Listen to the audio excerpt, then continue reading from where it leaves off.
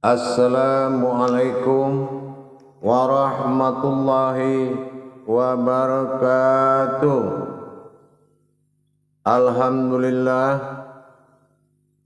Alhamdulillahi rabbil alamin. Assalatu wassalamu ala asrafil anbiya'i wal mursalin Sayyidina wa maulana Muhammadin. Asyhadu an la ilaha illallahul malikul haqqul mubin wa asyhadu anna Muhammadan abduhu wa rasuluhu syarikul wa'dal amin. Allahumma salli wa sallim wa barik wa karim azanul nabil karim ihdinil lazi min jamalika wa innal lazi fin jalalika wa innahu fin kitabika wa tahirin wal mujahidina amma ba'du. Ibadullah wa ittaqullah. Bersyukur kita kepada Allah dengan mengucapkan alhamdulillahi rabbil alamin atas segala limpahan karunia, rahmah dan hidayahnya, serta dengan izinnya juga kita dapat menjalankan amanahnya, beramal dan beribadah zahir batin dunia dan akhirat. Bertemu lagi dengan saya Guru Mursyid Syekh Nur Muhammad Buya Irwan Maulana Al-Khalidi dalam majelis zikir Ma'rifatullah dalam channel kesayangan kita Buya Pasaman Timur. Insya Allah pada waktu dan kesempatan yang kita muliakan dari Allah ini, kita gunakan untuk belajar dalam rangka menambah wawasan, menambah ilmu untuk meningkatkan derajat diri kita, derajat amal dan ibadah kita. Karena tanpa ilmu maka amal ibadah ini tidak akan diterima oleh Allah Subhanahu wa ta'ala. Faqulu min bi khairi ilmin ya'malu wa'mal lahu mardudatul la tuqbalu. Hadirin dan jamaah yang dirahmati Allah rahimakumullah.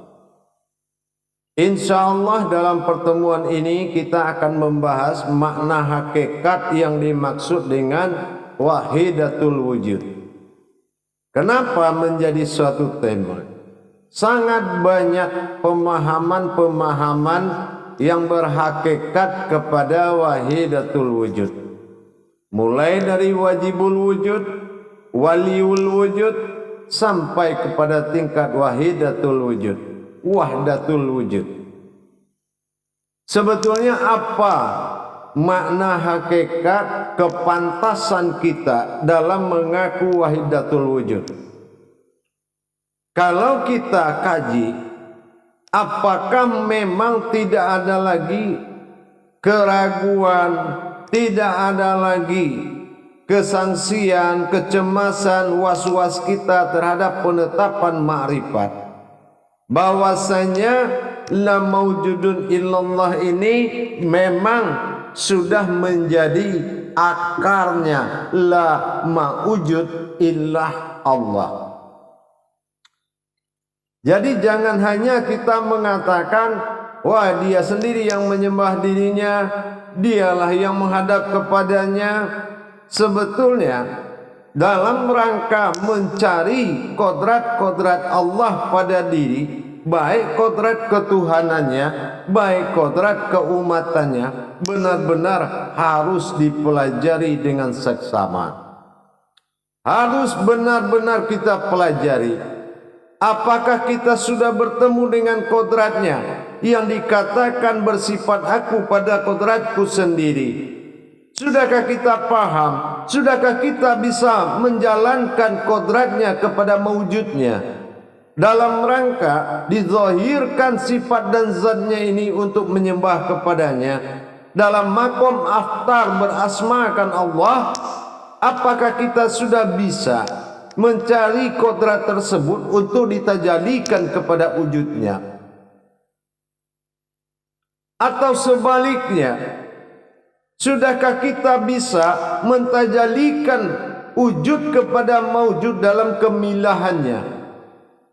Nah, kalau sudah bisa, jadi tingkat-tingkat daripada pengetahuan batin, ada dinamakan sirhunya, ada dinamakan ruhunya dalam batin. Mana rahasia batin? Apa keakuan pada batin? Begitu juga sirhinya, daripada kodrat zatnya rohani bagi kita. Sudahkah kita memahami hakikat-hakikat daripada kerahasiaan dan ruhnya, atau dikatakan waruhinya pada rohani kita? Atau sebaliknya, dari sifat maujudnya tadi, apakah sudah kita bisa mendapatkan hayatullah pada rohani, pada nurani kita dalam makom jasad?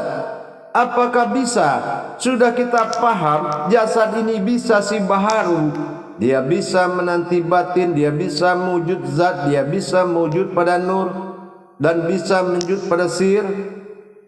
Apakah kita sudah sampai ke situ pengetahuan kita? Dan apakah af'alnya ini benar-benar sudah menyatu dengan if'il, gerak dengan yang menggerakkan? Kajian ini tidak bisa kita buat dalam prasangka keumatan. Ya, kita tidak bisa membuat prasangka atau sebuah pengalaman. Persoalan wahidatul wujud ini benar-benar mawujudullah semata. Ya, seperti dalam kajian tauhid, dalam ma'rifatullah wujud Allah pada batin, wujud Muhammad pada rohani, nyata Adam pada jasad. Kalau kita kalamkan memang bisa, tetapi pernahkah kita mendapatkan tajalinya? Inilah yang dikatakan wahidatul wujud tadi. Apakah ia sudah kita pahami ke tingkat itu? Para hadirin dan jamaah yang dirahmati Allah, apalagi kita berbicara mengenai wajibul wujud. Kadang-kadang keraguan itu masih muncul. Kita bilang ini kita sudah betul-betul ini la mawjudun illallah, wajibul wujud. Tetapi kontrol diri kita, Rabbnya, daya kuasa penguasaan dia belum berjalan di diri kita. Kenapa? Karena kita belum begitu mengakui, belum begitu-gitu benar-benar menwujudkan kodrat tersebut. Kita masih butuh bimbingan, kita masih butuh tuntunan yang sangat kita pahami. Kalau hanya kita mengatakan la mawjudun illallah, tidak ada yang wujud melainkan Allah, ini dalam batin, persepsi dalam menyebut Allah itu adalah pada sifat kewahidan tunggal. Nah, bagaimana kita mendapatkan la mawjudun pada sifat keumatannya? Mana yang dikatakan sifat keumatan Allah pada diri? Ini la mawjudunnya benar-benar harus kita dapati. Begitu apalagi waliul wujud. Apalagi dalam prasangka, dalam kedudukan waliul wujud, mewakili adanya Allah, yaitu mawjudullah pada semata. Ini juga harus kita pelajari dengan baik. Kadang-kadang umat ini begini, kelamaan minjem harta, mengakui milik sendiri. Ini berbenturan dengan paham tauhid. Atau kita sudah terbiasa dengan tausiah keindahan, ini juga bisa berbenturan. Atau kita sudah fanatik kepada satu orang sehingga lupa kodrat diri. Atau kita belum bertemu dengan orang yang menuntun ke jalan, hanya baru bertemu dengan orang yang bercerita tentang Tuhan. Insya Allah jemaah. Jadi kalau kita sudah mulai memahami dan belajar apa wahdatul wujud itu, Wahdatul wujud itu adalah orang yang sudah mendapatkan zahir dan batinnya Allah pada dirinya. Ketetapan Allah hunanya, bagaimana dia mendapatkan nahunya. Sudah tidak terpisah penyebutan nahu lagi. Na pada keakuan diri dan hu kepada keakuan Allah, menjadi dirinya Allah. Ini menyatukannya butuh tajali, butuh belajar, dan butuh akurat. Jadi hati-hati kita dalam menjalankan amanahnya. Hati-hati kita dalam menetapkannya. Karena kalau kita tidak berhati-hati dalam penerimaan kaji daripada wahidatul wujud ini bisa berprasangka kepada suatu kodrat, berprasangka tetapi tidak menikmati kenyataan-kenyataan Allah pada diri kita. Para jemaah yang dirahmati Allah rahimakumullah, insya Allah kalau kita benar-benar sudah bisa memahami kodrat-kodrat Allah pada diri sampai ke tingkat sirnya, insya Allah sudah layak kita mengatakan wahidatul wujud, wahdatul wujud. Karena kalau dibawa ke dalam kaji diri, wahdatul wujud itu memang dituntut kebenaran daripada tajalinya melakukan masa tafrid dan tajrid, masa mengalami, masa merasakan, dan masa membuktikannya. Ini perlu perjalanan yang lebih jelas. Jamaah yang dirahmati Allah rahimakumullah, pada saudaraku kaum muslimin dan muslimat dimanapun kita berada. Jadi kalau kita berawal dari 3 perkara, kalau kita ingin menyatu kepada Allah, kalau ingin menyatukan kodrat Allah kepada dia, 3 jalan. Yang pertama yaitu wajibul wujud. Bagaimana kita benar-benar sudah menyatakan adanya Allah pada diri dan kita adalah maujudnya. Nah, sudah kita tajalli kajinya, kita dapati kajinya dari awal sampai kepada tingkat maujudnya, sehingga sandaran-sandaran batin kepada zat-zat, kepada nur-nur hayat, kepada ruh-ruh maujud dalam bentuk wujud maujud. Nah, ini kita sudah mulai kekodratan Muhammad dan kekodratan nurani Adam pada jasad dan kekodratan batin Allah pada nyawa. Benar-benar kita sudah merasakan tajalinya. Benar-benar kita sudah diantar kepada makom marifatnya, sehingga untuk mengaku kita sudah tidak mampu. Kenapa? Karena pengakuan itu sudah kembali kepadanya. Jadi bukan pengakuan kita lagi, tapi pengakuan itu sudah kembali kepadanya. Nah, inilah yang harus benar-benar kita jalani dengan rapi. Bagaimana tajali dari sukun kepada wujud kepada sir maujud kepada batin maujud kepada zat maujud pada nur hayat dalam ruh mahayat pada jasad.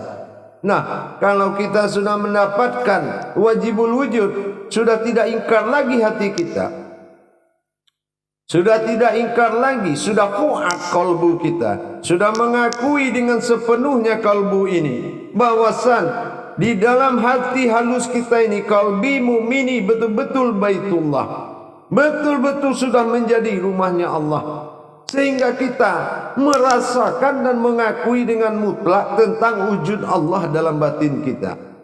Ini perlu penekanan wawasan yang lebih dalam, pengembangan wawasan yang lebih mantap.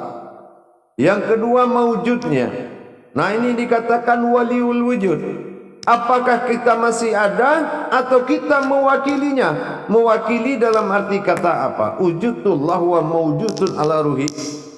Sudahkah kita wazahiru wal batin? Apakah zahir ini sudah menampakkan kepada batin? Apakah zahir ini penampakan daripada batin?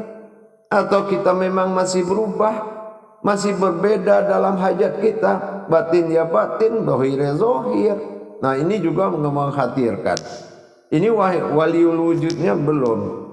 Kalau dia belum menjadi sebuah mewujudullah dalam penampakan, bagaimana Allah bersifat pada dirinya, bagaimana Allah berkodrat pada zatnya, mewujud pada dirinya, apakah dia sudah mewujudullah atau masih dia mengaku keinsanannya beda dengan wujud Allah, atau mungkin makom kajinya masih amaliyah, pedomannya masih himbauan, bukan pedoman tajalli, bukan pedoman tasawufnya, tauhidnya, tapi masih amaliyahnya. Atau mungkin kita dengan ketidakmampuan masih menggolongkan ibadah. Syariat mah beda, hakikat mah beda, salatnya, tarekat beda, marifat beda. Itu salah, bukan. Ya, makom tidak merubah kodrat. Makom tidak merubah kodrat. Ingat. Jadi jangan kita berpendapat dengan cara kita, tapi kita takluk dengan cara Allah. Bagaimana al-kisahnya kita dari alam tiada menjadi ada pada dunia. Berinsan Allah pada diri bukanlah diri sebuah insan. Ingat itu, berinsan Allah pada diri bukanlah diri sebuah insan, melainkan keinsanan Allah pada dunia.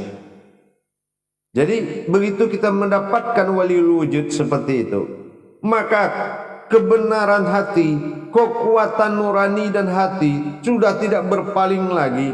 Hilangnya keakuan diri, munculnya keakuan Allah. Ini nahunya sudah menyatu. Dan aku adalah aku. Nah, nahunya sudah menjadi sebuah aku. Sudah diangkat keakuan Allah pada diri kita. Nah, ini juga akan menambah benar-benar keyakinan dan pemahaman nikmatnya kepada kita. Kita tingkatkan dengan pemasukan. Kita terima pendalaman wawasan. Dan kita terima ajaran-ajaran yang mentajalikan Allah pada diri kita. Jangan kita bertajali tetapi dalam pemahaman tapi tidak melakukan istiqomahnya. Kalau belum melakukan istiqomahnya, bagaimana kita bisa menyatakan hal begitu? Maka dikatakan wahidatul wujud, wahdatul wujud. Ini artinya sudah satu wujud itu, ahad atau wahid. Ini yang menjadi hal yang harus diselesaikan. Apakah wahdatul wujud atau satu wujud ini apa dalam satu ahad atau dalam satu wahid? Kalau satu ahad dia ada tiga. Apa? Nurani, rohani dan rabbani. Ini adalah diri kodrat sifatnya Allah pada diri. Tapi kalau wahid, wujudnya Allah dan mewujudnya sifatnya pada dirinya sendiri. Jadi dirinya yang mewujud daripada batin dirinya sendiri. Ini wahid. Dari mana hati halusnya adalah sir, diri jasadnya adalah batin, sementara mewujudnya adalah zat. Nah ini juga. Jadi wahid. Jadi mana ini yang dikatakan wahidatul wujud tadi? Apakah kepada wahid atau zat atau kepada ahad? Nah ini perlu kita pelajari lebih akurat dan benar-benar harus dihayati. Para hadirin dan jamaah rahimakumullah. Kenapa saya berpikir demikian? Kadang-kadang bahasa itu bagi sebagian umat dalam orang-orang yang belajar mendekatkan diri katanya kepada Allah, itu terlalu cepat berbahasa takbur begitu. Oh, tidak ada yang sholat, dia sendiri sholat. Nah, ini yakin. Ini bahasa jahiliyah yang tidak boleh dikembangkan. Ada bahasa ini yang bersifat aurat yang hanya kita dengan Allah yang tahu. Ini namanya sudah mentingkat tauhid syiriah. Dan ada kepantasan bahasa yang diturunkan ke dalam iman dan akidah. Ini juga harus ada beda dasarnya. Keturun dari ilmu turun kepada iman, iman menyebar kepada akidah. Jadi akhirnya apa? Kaji itu menjadi nikmat, bukan menjadi suatu persoalan atau suatu kodrat yang dipaksakan untuk menerimanya. Para jemaah, para hadirin yang dirahmati Allah. Jadi kalau kita benar-benar sudah ingin menyatu dengan Allah, Ya kajilah diri, tetapi pasti menuju kehilangan diri dan akan bertemu dengan satu wujud yang berdiri yang bukanlah namanya diri. Nah inilah, jadi kaji tauhid ini pemahaman akal dan nafsunya sangat hilang, sangat tiada sekali. Jadi tidak bisa dipahami melalui kodrat itu. Jadi kalau begitu juga kita memahami daripada kodrat-kodrat kaji tadi harus berdasarkan daripada pemahaman yaitu sifat ketuhanan. Jadi kalau kajiannya sama dengan kita mengkaji sholat, sebelum mengkaji sholat kajilah diri dulu. Awal diri adalah Tuhan ilahi nas wahid tunggal pada wujud. Awaludin marifatullah, setelah dia berasma bernamakan Allah. Ini pun dalam pemahaman kaji, ini juga harus ada tingkat tauhidnya. Jadi tidak bisa kita langsung buru-buru di dalam memahami suatu kata makrifat la maujudun illallah itu dengan kekurangan, harus dengan kesempurnaan. Nah, apalagi wahdatul wujud. Wahdatul wujud itu memang semata-mata sudah ke tingkat pemahaman kewalian. Dan ini juga sudah siap dengan kejiwaan dan kekodratan diri. Dan iman, perasaan hati nurani memang sudah dimiliki oleh Allah. Nah, kalau ini sudah benar-benar Rabbin nas al-malikin nas ilahin nas, inilah wahdatul wujud, yaitu ilahin nas. Ya, ketuhanan Allah pada manusia dan kemanusiaan manusia pada Allah. Nah inilah ilahin nas, memang menuju wahdatul wujud. Jadi kita harus tingkatkan wawasan hakikat dan pemahaman terhadap makna daripada wahdatul wujud. Jadi kita tidak bersegera untuk mengucapkan, berarti juga tidak harus lama-lama, tetapi rasa dan pemahaman, perasaan dan hati nurani sangat dibutuhkan dalam kajian ini. Jangan ilmu berdiri, ibadah hilang. Ibadah yang dimaksud adalah tetap kodrat umat akan menuju kodrat Tuhan, meskipun di dalam kodrat yang sama. Nah inilah yang harus kita pahami lebih jauh lagi. Para jemaah dan hadirin yang dirahmati Allah, hakikat daripada wahidatul wujud itu adalah maujudullah, tetapi perlu tajalinya yang benar, perlu kesempurnaan tajali diri. Jangan kita mengakui sebuah diri kepada Allah, tapi bukanlah kita. Artinya tidak mengatakan Allah itu punya diri, tetapi bersifat Allah pada diri sifatnya dan kodratnya dalam diri kita. Begitu. Jadi keinsanan Allah pada diri menuju ke kodratan umatnya agar bisa bertajali kepada Allah. Inilah pentingnya keinsanan Allah pada diri kita. Baik, untuk pemahaman wahdatul wujud mungkin sudah bisa kita pelan-pelan sambil memahami diri dan belajar. Insya Allah kita harus tahu pemahaman dan pemakoman kaji. Jangan masih pemahaman amaliyah sudah meningkat kepada kajian hakikat, tapi berangkatlah kepahaman hakikat. Insya Allah kalau kita sudah bisa meningkatkan pemahaman hakikat kepada Allah, insya Allah hakikat itu akan sampai, karena semuanya adalah hakikat Allah semata. Baik para hadirin, insya Allah mari kita pastabikul khairat, belajar bersama-sama, memahami bersama-sama. Mari kita tingkatkan pemahaman agar derajat diri dan ibadah kita kepada Allah Subhanahu wa taala mengalami kenaikan derajat. Maka kenapa? Allah, aku sebatas prasangka umatku. Kalau keprasangka atau pengetahuan ketuhanan kita rendah, maka kita sesungguhnya adalah umat yang merugi. Maka mari kita tingkatkan pemahaman untuk belajar tauhid kepada Allah. Bagaimana kita bisa meningkatkan tauhid kita kepada Allah? Insya Allah santunya dengan sami'na wa ta'na, dengan niat yang sempurna, tanpa ada niat yang lain-lain lillahi ta'ala. Itu yang penting. Kenapa? Capailah kodrat yang bertuhan.